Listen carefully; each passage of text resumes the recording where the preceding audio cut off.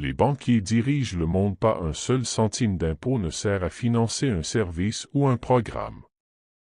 En termes simples, les banquiers contrôlent le gouvernement dans presque tous les pays. C'est le cas depuis la création de la Réserve fédérale en 1913, et en Europe depuis des siècles et des siècles avant cela.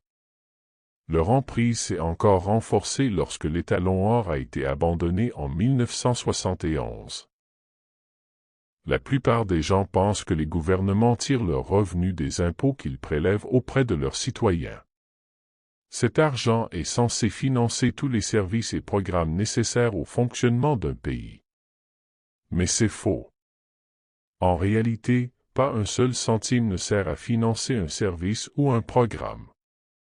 L'argent collecté auprès des citoyens va directement aux banques centrales privées. C'est ainsi que fonctionnent réellement les banques centrales. Elles prêtent de l'argent au gouvernement et achètent la dette publique. Mais les banques ne disposent pas réellement de l'argent qu'elles prêtent, elles en impriment donc simplement davantage quand elles en ont besoin. L'argent qu'elles impriment n'a aucune valeur, car il n'est adossé à rien. Par le passé, le dollar américain était indexé sur elle, étalon or, qui déterminait la valeur de la monnaie. Le modèle économique des banquiers centraux repose sur le contrôle. Ils endettent les gouvernements afin de les contrôler en créant de la fausse monnaie et en la leur prêtant, qui doit alors obéir aux banquiers. Ceux-ci s'en prennent alors aux actifs réels, ce qui explique pourquoi les gouvernements et la population sont massivement endettés. Les banques centrales ne veulent pas renoncer à ce mécanisme de contrôle et insistent pour maintenir leur système basé sur la dette. L'ensemble du système économique s'est effondré depuis 2008. Les banques ont créé une illusion pour faire croire à tout le monde que l'économie s'était redressée, mais comme beaucoup le savent et le constatent aujourd'hui, ce n'est pas le cas. Ces mêmes banques centrales se préparent à faire sombrer l'économie, mais elles ont d'abord besoin de quelqu'un à qui rejeter la faute. Elles ont toutefois commencé à annoncer que cela pourrait se produire dès cette année. Il est conçu pour être falsifié et préprogrammé pour la manipulation et la tromperie. Le citoyen moyen a été conditionné à faire confiance au gouvernement. Cela commence dès l'école primaire, dans les manuels d'éducation civique, et se poursuit à l'université, dans les cours de sciences politiques, où les jeunes sont conditionnés à être réceptifs à la manipulation et à la tromperie. Bien sûr, tout le monde sait que les gouvernements font des erreurs et sont parfois incompétents. Mais le citoyen moyen croit réellement que le gouvernement est son ami. C'est pourquoi il est tout à fait disposé à renoncer à sa vie privée pour plus de commodité. Il pense que ses intérêts sont entre de bonnes mains, car il fait confiance à des personnes compétentes, bien intentionnées et bienveillantes. Or, ce n'est pas du tout le cas. Le gouvernement est une entité qui défend ses propres intérêts. C'est comme un parasite ou un prédateur qui se nourrit de la société dans son ensemble. Cette tendance devrait se poursuivre jusqu'à ce qu'une crise survienne. Des banques dysfonctionnelles. Le système bancaire actuel est très dysfonctionnel. Il est politisé et faussé, tandis que les institutions, trop grandes pour faire faillite, d'aujourd'hui sont déjà, en réalité, des bras armés de l'État. Ce sont des pratiques horribles. Elles sont rendues possibles par le versement de millions à la direction et la socialisation des pertes. La Banque centrale est devenue la banque de tous. Les banques ont toujours fourni deux services financiers: le stockage et l'intermédiation de l'argent. L'argent était une marchandise et non seulement une fiction comptable. C'était une abstraction flottante. Cette distinction a déjà disparu avec les comptes courants qui rapportent des intérêts et les politiques de réserve fractionnaire qui créent de la monnaie à partir de rien. Mais les gens vivraient dans un monde imaginaire si la banque centrale devenait réellement la banque de tous. Actuellement, la banque centrale contrôle totalement les taux d'intérêt et toutes les politiques de prêt, sans aucune concurrence. Une double transformation pour faire face à l'endettement croissant et à l'impression de monnaie destinée à financer de nouveaux programmes sociaux. Le président Franklin D. Roosevelt a apporté deux changements extraordinaires au système financier en 1933.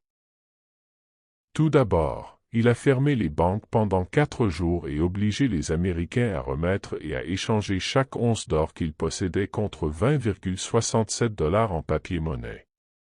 Ensuite, le gouvernement a augmenté le prix de l'or, effaçant ainsi 69% des économies de tous ceux qui avaient respecté les règles. Mais ce n'était que le début. Roosevelt a également supprimé la « clause or » de tous les contrats, y compris les prêts, les obligations et autres instruments financiers. À l'époque, les gens craignaient que le gouvernement ne dévalue leur argent par inflation. Ils ont donc ajouté une clause stipulant que les remboursements pouvaient être exigés en or. Ces clauses or figuraient dans les prêts gouvernementaux, les dépôts bancaires, les polices d'assurance et d'autres contrats privés. En interdisant la clause or, Roosevelt a volé des milliards aux investisseurs. Selon une étude de l'université Harvard, cette règle a coûté 700 millions de dollars par an, en dollars de 1933, aux investisseurs privés qui avaient acheté des obligations d'État. Des milliards supplémentaires ont été volés aux personnes qui ont perdu de l'argent dans des contrats privés, des comptes bancaires et des polices d'assurance lorsque la clause or a été supprimée. La suppression de la clause or a été si controversée que les investisseurs ont intenté une action en justice contre le gouvernement. L'affaire a été portée devant la Cour suprême. Roosevelt craignait que son jubilé de la dette ne soit annulé.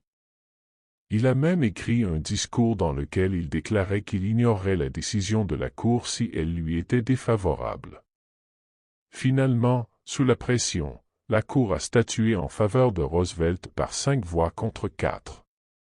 Cela a bien sûr eu des conséquences. Des dizaines de millions de personnes ont perdu une grande partie de leurs économies. Et après un boom, le marché boursier a rapidement chuté de 50% en l'espace d'un an. La confiance des investisseurs a été brisée. La crise financière était imminente. Le gouvernement et les particuliers avaient emprunté des sommes exorbitantes et beaucoup avaient du mal à rembourser leurs créanciers, car chaque dollar devait alors être garanti par 0,25 $ d'or. Le gouvernement ne pouvait donc pas imprimer de l'argent à volonté. Les créanciers étrangers qui détenaient des obligations du gouvernement américain ont été autorisés à se faire rembourser en lingots d'or plutôt qu'en dollars, entraînant ainsi une disparition rapide des réserves d'or. De 1958 à 1968, 52% des réserves d'or américaines ont ainsi quitté le pays sous forme de remboursement de la dette américaine. Le gouvernement était terrifié. Il savait qu'il n'y avait qu'une seule issue. Un autre jubilé de la dette. Il a tout d'abord supprimé la garantie de 25% en or de chaque dollar. Puis, en 1971, le président Richard Nixon a complètement renié la promesse des États-Unis de payer en or les créanciers étrangers pour leurs dollars. C'est la Réserve fédérale qui a créé le faux dollar après 1971, lorsque Nixon a rompu le dernier lien entre le dollar et l'or. Et c'est ce faux dollar qui a fait passer les États-Unis du statut de premier créancier mondial à celui de premier débiteur mondial, et du premier excédent commercial mondial au premier déficit commercial mondial. Ce revirement a détruit les emplois qui faisaient vivre les familles, laissant la génération du baby-boom avec des revenus réels en baisse, des emplois à temps partiel et aucune possibilité d'épargner. Enfin, c'est la Fed, avec ses taux d'intérêt ultra bas, inférieurs à l'inflation, qui a rendu l'épargne peu attrayante, peu rentable et inutile. Comment des déficits plus importants permettraient-ils de réduire la dette nationale? Comment le fait de dépenser des ressources réelles dans des guerres factices rendra-t-il les gens plus sûrs ou plus riches? Il est clair que cela aboutira au chaos si rien n'est fait pour l'empêcher. Les banques centrales ont maintenu le système en place plus longtemps afin de mener le monde vers un gouvernement mondial unique. Pour la même raison, tous les pays doivent être ramenés au même niveau de vie afin de créer des conditions équitables pour l'intégration au sein du système du nouvel ordre mondial. Heureusement, les plans obscurs de la cabale ont été interrompus par l'élection de Trump. Leurs plans ont commencé à s'effondrer lorsque Hillary Clinton n'a pas été élue.